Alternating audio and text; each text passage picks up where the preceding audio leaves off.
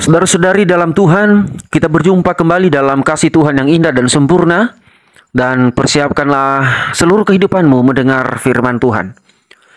Damai sejahtera Allah yang melampaui segala akal akan memenuhi hati dan pikiranmu di dalam Kristus Yesus. Amin. Firman Tuhan yang kita renungkan hari ini dibaca dari Ulangan pasal 4 ayat pertama sampai ayat kedua. Dan kemudian nanti dilanjutkan di ayat 6 sampai 9. Begini firman Tuhan. Maka sekarang hai orang Israel, dengarlah ketetapan dan peraturan yang kuajarkan kepadamu untuk dilakukan, supaya kamu hidup dan memasuki serta menduduki negeri yang diberikan kepadamu oleh Tuhan Allah nenek moyangmu. Janganlah kamu menambahi apa yang kuperintahkan kepadamu, dan janganlah kamu menguranginya. Dengan demikian kamu berpegang pada perintah Tuhan Allahmu yang kusampaikan kepadamu. Lanjut ayat 6. Lakukanlah itu dengan setia, sebab itulah yang akan menjadi kebijaksanaanmu dan akal budimu di mata bangsa-bangsa yang pada waktu mendengar segala ketetapan ini akan berkata, memang bangsa yang besar ini adalah umat yang bijaksana dan berakal budi. Sebab bangsa besar manakah yang mempunyai Allah yang demikian dekat kepadanya seperti Tuhan Allah kita setiap kali kita memanggil kepadanya? Dan bangsa besar manakah yang mempunyai ketetapan dan peraturan demikian adil seperti seluruh hukum ini yang kubentangkan kepadamu pada hari ini? Tetapi waspadalah dan berhati-hatilah, supaya jangan engkau melupakan hal-hal yang dilihat oleh matamu sendiri itu, dan supaya jangan semuanya itu hilang dari ingatanmu seumur hidupmu. Beritahukanlah kepada anak-anakmu dan kepada cucu cicitmu semuanya itu. Demikian pembacaan nas firman Tuhan. Dan saya menyapa saudara-saudari dalam Tuhan dengan penuh sukacita. Salam. Tema firman Tuhan hari ini adalah berpegang pada perintah Tuhan. Saudara-saudari dalam Tuhan, kalau saya ibaratkan kehidupan manusia di dunia ini bagaikan memanjat pohon atau naik ke atas sebuah pohon. Tentu saja seseorang yang naik di atas pohon harus berpegangan kuat. Apalagi kalau ada sedikit angin yang menggoyang atau mengguncang pohon tersebut, ya pasti orang yang ada di atasnya semakin menguatkan pegangannya pada dahan atau ranting pohon tersebut. Sebab kalau tidak, maka akibatnya adalah mampus. Bisa terjatuh, terjadi cedera, patah tulang, dan bisa terjadi kematian. Demikianlah kehidupan kita di dunia ini. Kita harus kuat berpegang. Pegangan kita adalah firman Tuhan, ketetapan dan peraturan Tuhan. Harus berpegang pada perintah Tuhan dengan kuat dan erat. Sebab jika kita melepaskan ketetapan Tuhan, seseorang melepaskan firman Tuhan, ketetapan dan peraturan Tuhan dalam hidupnya, akibatnya adalah mampus, terjatuh ke dalam dunia yang jahat dan mengakibatkan kematian. Kita tahu saudara-saudara di dunia ini semakin jahat. Ada banyak hal-hal yang menjerumuskan kita ke dalam dosa. Kalau kita tidak kuat berpegang pada perintah dan ketetapan Tuhan, maka kita akan terjatuh. Firman Tuhan ini adalah nasihat Musa kepada bangsa Israel sebelum mereka sampai ke tanah Kanaan. Musa mengingatkan bangsa Israel kembali agar tetap berpegang pada ketetapan dan peraturan Tuhan. Sebab hanya dengan demikian mereka hidup dan dapat menduduki negeri yang diberikan Tuhan bagi mereka. Tetapi jika tidak, maka mustahil mereka bisa memiliki dan sampai pada tanah Kanaan tersebut.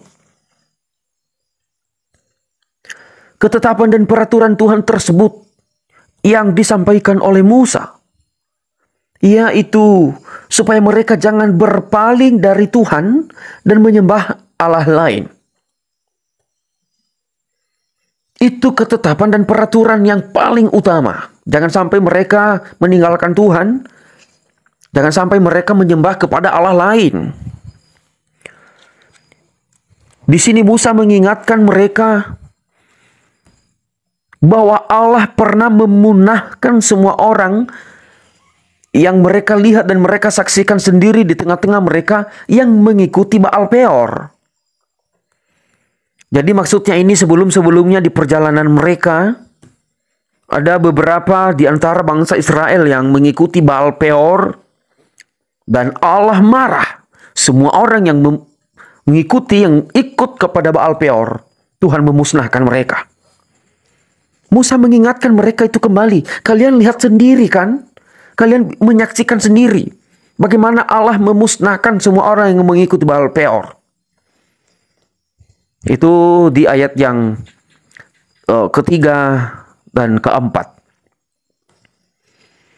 Hanya orang yang tetap berpegang kepada Tuhan, yang tetap berpegang pada perintah Tuhan, itulah yang tetap hidup dan yang ada sampai Musa berbicara kepada mereka. Hanya orang yang tetap berpaut kepada Tuhan yang masih hidup. Musa mengingatkan dan mengharapkan mereka agar seluruh bangsa Israel tetap berpaut kepada Tuhan, tetap berpegang pada ketetapan Tuhan sampai mereka tiba di tanah perjanjian tersebut.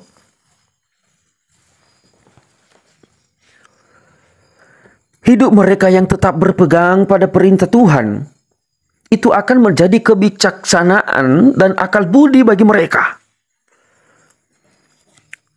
Perintah Tuhan, ketetapan Tuhan, jika mereka tetap melakukannya setelah nanti mereka sampai tiba di tanah perjanjian itu akan menjadi kebijaksanaan dan menjadi akal budi bagi mereka. Mereka melakukan ketetapan Tuhan itu dengan tepat dan kehidupan mereka menjadi baik. Kehidupan mereka menjadi kemuliaan Tuhan.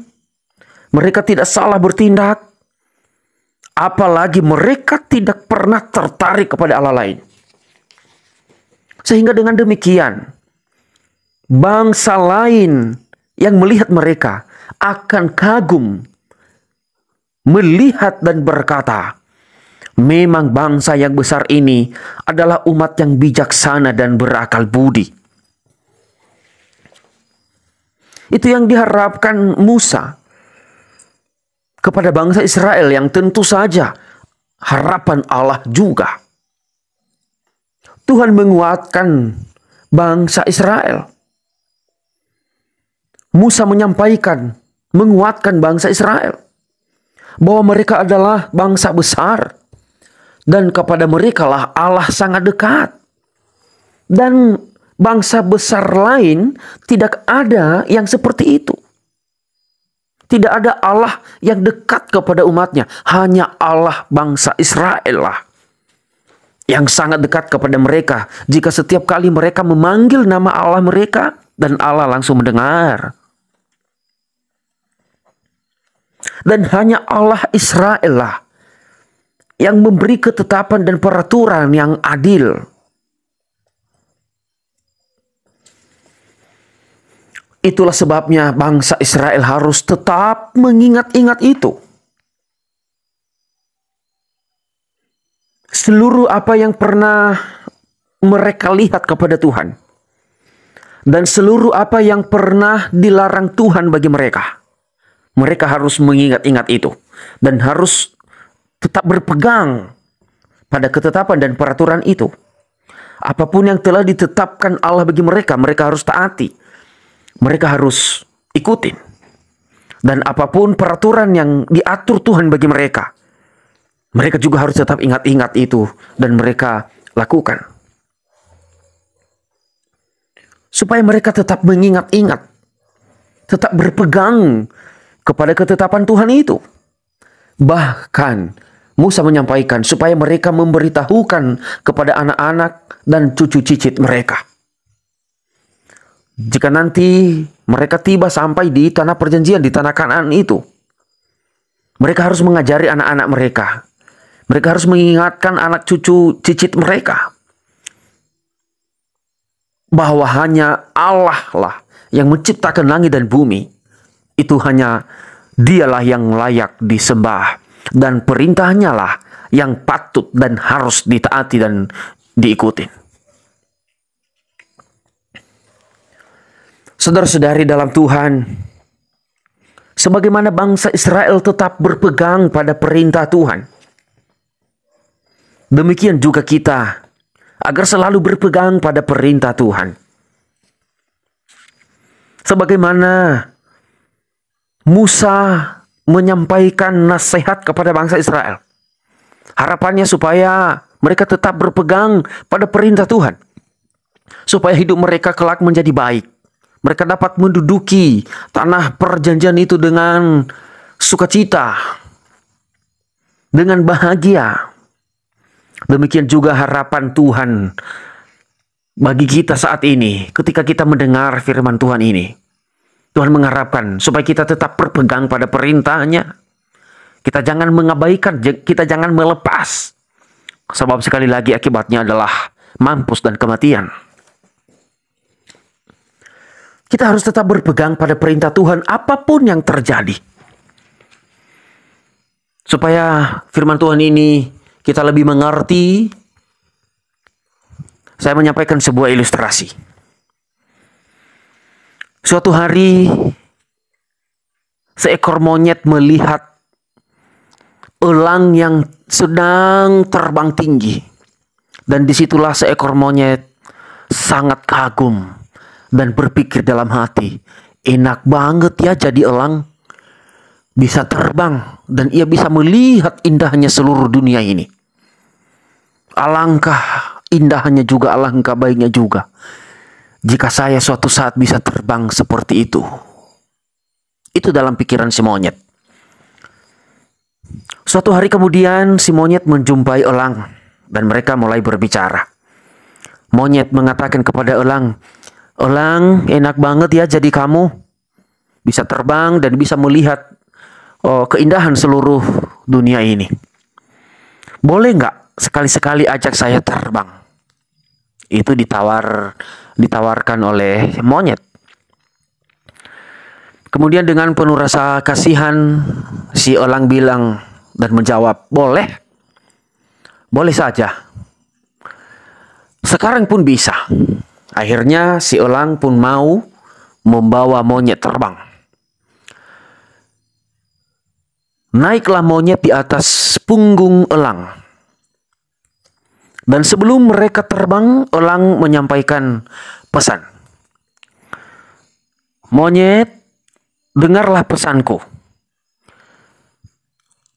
Nanti setelah kita terbang sampai pada ketinggian, apapun yang terjadi, jangan pernah melepaskan badanku.